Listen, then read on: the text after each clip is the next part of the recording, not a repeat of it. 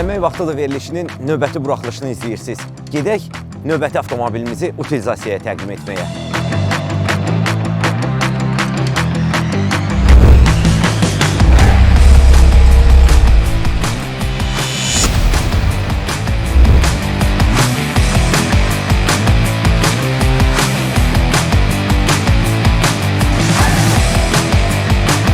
Bizə müraciət edən şəxs Zəfər dayıdır.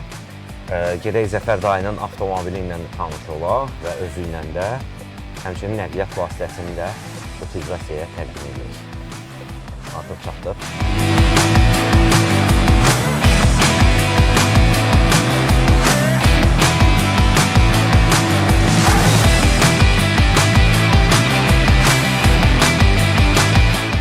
Zəfər dayı, xoş gördük sizi.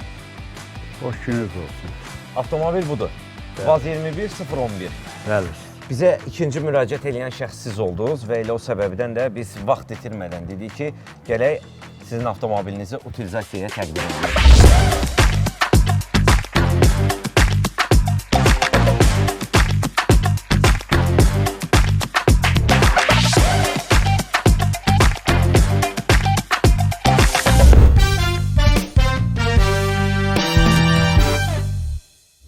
Avtomobil neçə il idarə edirsiniz? 40 illik mənim dostumdur bu avtomobil. 40 illik. 40 illik. Nə gözəl. Ona görə də sağollaşırsınız. Sağollaşıram ki, həddindən artıq köhnəliyib maşın, ekologiya ziyan vurur. Ona görə də həm də ki, bu yarasız da artıq bu vaxtı keçir. Əla. Bu avtomobilin boya atan yerləri də var, çürük yerləri də var. Kənardan baxanda görünür, bu paslayan yerlər var.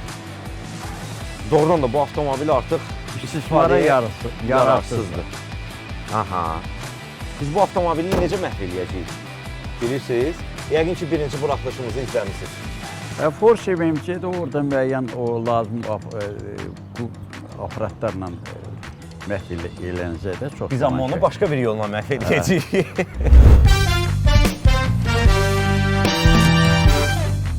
Hörmətli izləyicilər, fikir verin, nəqliyyat vasitəsinin arxa hissəsində də çürüklər var və nəqliyyat vasitəsinin dəmiri artıq yorulur. Elə Zəfər dayı da bu məqsədlə nəqliyyat vasitəsini utilizasiyaya təqdim edir ki, yollarda təhlükə yaratmasın. Bir baxış da keçirək bu biri tərəfdən də. Aha, burada da avtomobilin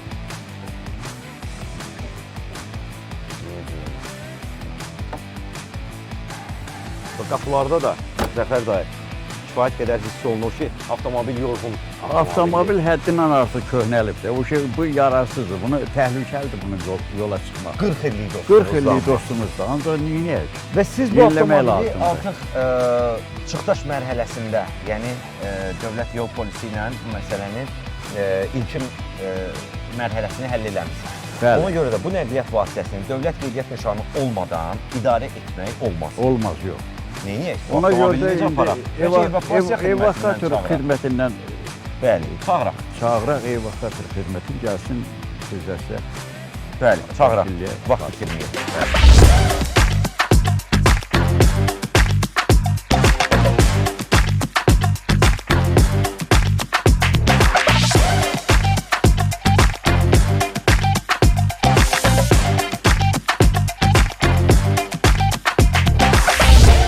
Avtomobil evakuatora yükləndi. Siz də bizim verilişimizin birinci buraxılışında izləmişdiniz. 5 sual verəcəyik sizə və hər sual 50 manatdan. Gedək öz avtomobilimizə əyləşək. Oldu. Buyurun.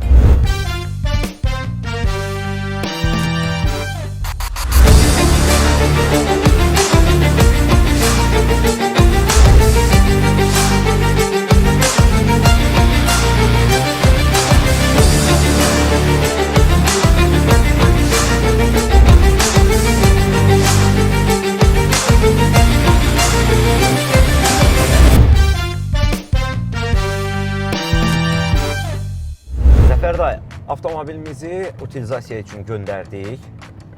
İndi isə sual-cavaba keçək. Olar.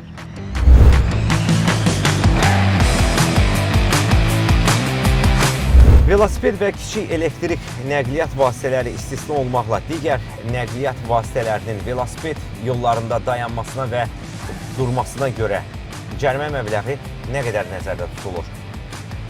Hansı maşınlar gedir velosiped zolağında dayanır? Bəli. Misal üçün, biz bir dəqiqə bu maşınla getdik, velosiped yolunda dayandıq. Hətta onun da zərməsi var. Və velosiped yolunda Nə qədər dayanır. cərimə nəzərdə tutular sizcə? Elə biləm, azca bir 50 manat olar da. Aha, 50 manat məbləğində cərimə. O halda ki, biz avtomobillə gedib velosiped yolunda dayanırıq. Düzdür? Aydın. Cavabı qəbul edirəm. Amma əslində cərimə məbləği 100 manat nəzərdə tutulur ki, mikromobillik zolağından istifadə hüququ olmayan nəqliyyat vasitələri həmin zolağa daxil olmasınlar deyə 100 manat məbləğində cərimə nəzərdə tutulur.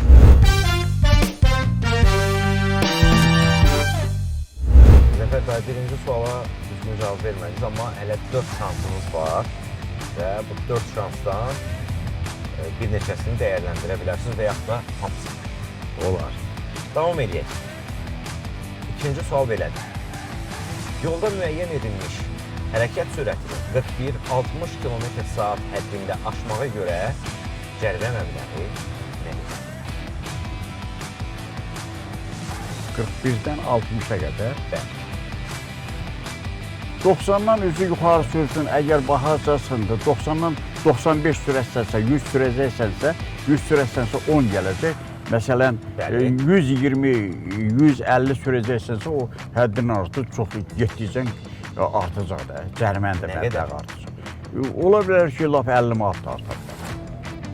Dəqiq rəqəm. Ancaq ki, aşağı, məsələn, 90-dırsa, mən 95 ilə keçirəmsə, o 10 manat artar da, bu sağlar. Və ikinci sualımıza da Zəfər dayı doğru cavab vermədiniz. Cavab 200 manat. 200 manat? Bəli. Onu da tez olur. Qanunlar dəyişir və tələbə görə dəyişir. Nəqliyyat vasitələrinin texnoloji inkişaf fonunda dəyişilməsi. Əvvəllər, misal üçün, biz mexaniki sürətlər qutusu ilə olan nəqliyyat vasitələri idarə edirdik. Bugün avtomobillər bəzən olur ki, sürücüyə də ehtiyac yoxdur, öz-özünə gedir. Yəni buna görə qanunlar da dəyişir, ölkəmizdə də o cümlədən.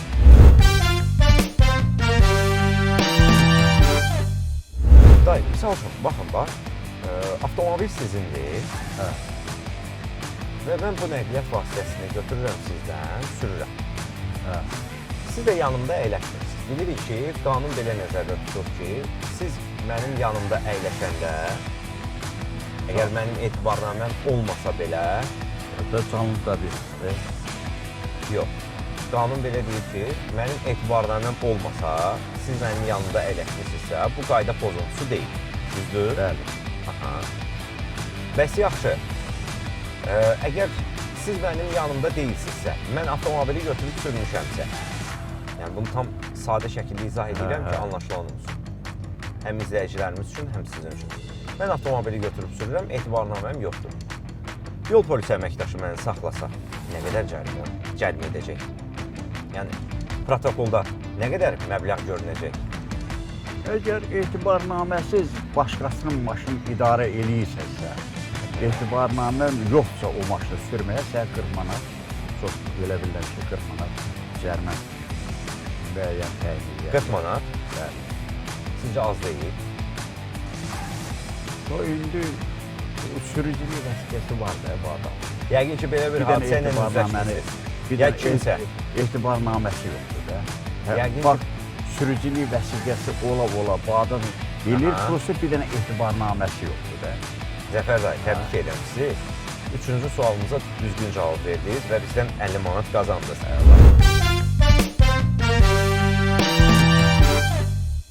Zəfər dayı, dördüncü sualımızı verirəm sizə. Sükanı tutmadan və ya təhlükəsizlik dəbilqəsindən istifadə qaydalarını pozmaqla idarə edilməsinə görə söhbət nəqliyyat vasitəsindən gedir. Cərimə məbləği nə qədərdir? Ola bilsin, hardasa 100 manat cəriməsi olar da. 100 manat. Təəssüf ki, Zəfər dayı, cərimə məbləği 40 manat nəzərdə tutulub. Keçək növbəti suala. Bu dəfə niyə oldu? Elə adi 100-lə getməyə, neysə.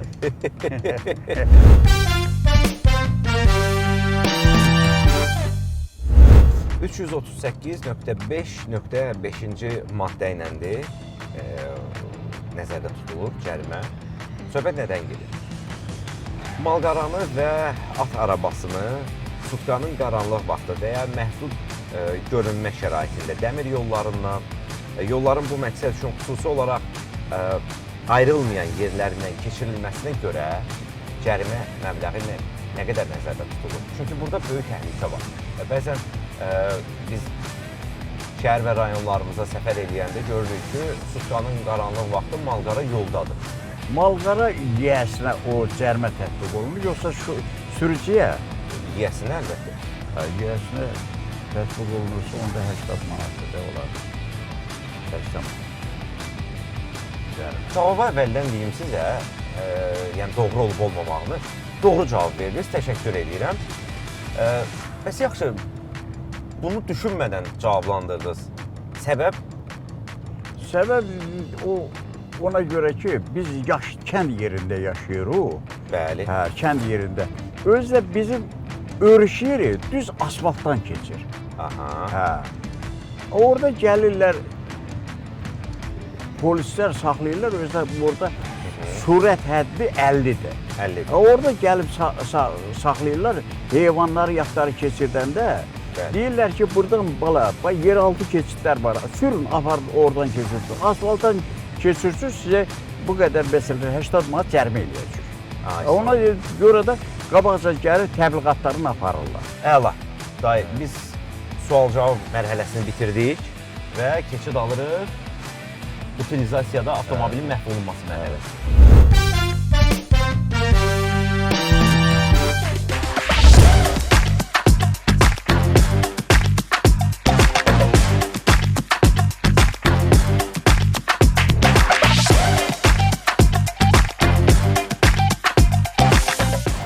Orxan müəllim, xoş gördük. Salam, xoş gördük. Yeni avtomobil gətirmişik. Artıq ikinci avtomobildir ki, utilizasiyaya təqdim edirik. Salam, xoş gördük. Xoş gəlmisiniz. Artıq sizin gətirdiyiniz avtomobil 18.519 avtomobil təhvil verilmişdi. Bu oldu 18.520-ci avtomobil. Çox gözəl. Artıq neçə ilin maşınıdır? Köhnə maşındır, illərin maşındır. 01 maşını həddindən artıq köhnə maşındır. İndi o istismara yararsız vəziyyətdədir. Ona görə də o yeniləmək lazımdır. Artıq gördüyünüz kimi 18.520 avtomobil utilizasiya məntəqəsinə təhvil verilib. Avtomobillərin yeniləyənlərin sayı isə ümumilikdə 1029 ədəddir. Yəni 1029 yerli istehsal avtomobil utilizasiya proqramı çərçivəsində insanlar tərəfindən əldə alınıb. Orxan müəllim, bizim də elə əsas məqsədimiz yeniləmək vaxtıdır. Verilişində əsas məqsədi dövlətimizin yürütdüyü siyasət, ekoloji baxımdan təmiz hava çərçivəsində məhz bizim də töhfəmiz bu şəkildədir. Təbii ki, Təmiz Şəhər Açıq Səhmdar Cəmiyyətinin sayəsində. Və əlbəttə ki, əsas məqama keçid alaq, Zəfər dayının avtomobilini sürpriz bir şəkildə məhv eləyəcəyik. Yəqin ki, əvvəldən razılaşmışıq. eləmi? Orxan müəllim, sizə bir daha təşəkkürümü bildirirəm. Mən təşəkkür edirəm. Çox sağ olun. Artıq prosesin icrası üçün qapılar açıqdır. Əla.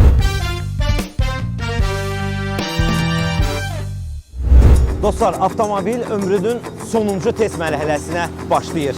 Davam edirik.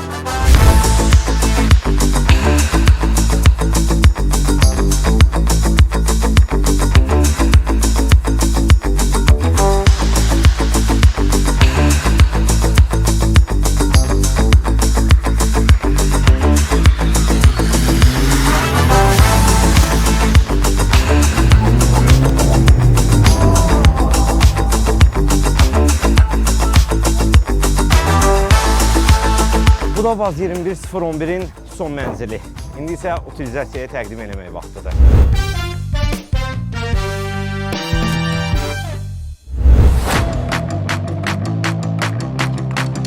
Day 40 illik yol yoldaşımızı pis yaxşı gətirib çıxartdıq bura. Yarı evakuatordan, yarı mən, bitər gəldi çıxdı bura. Və siz yolda sual-cavab viktorinasında iştirak elədiniz və 2 suala düzgün cavab verdiniz. Bu da sizin 100 manatınız. 50-50. Xeyirli olsun. 1050 manata da təbii ki, siz aidiyyat üzrə alacaqsınız. Sağ olun. Əla, çox Sağ gözəl. olun. İndi isə avtomobilinə vidalaşaq və çəkilək təhlükəsiz məsafəyə. Gedək.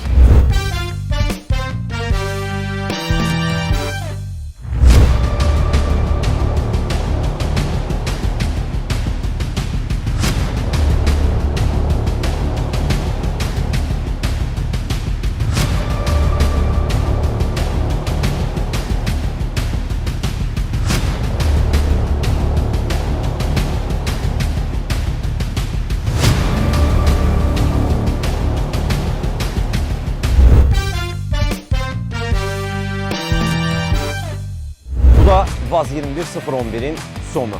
Görək növbəti avtomobil hansı olacaq? İzləmədə qalın.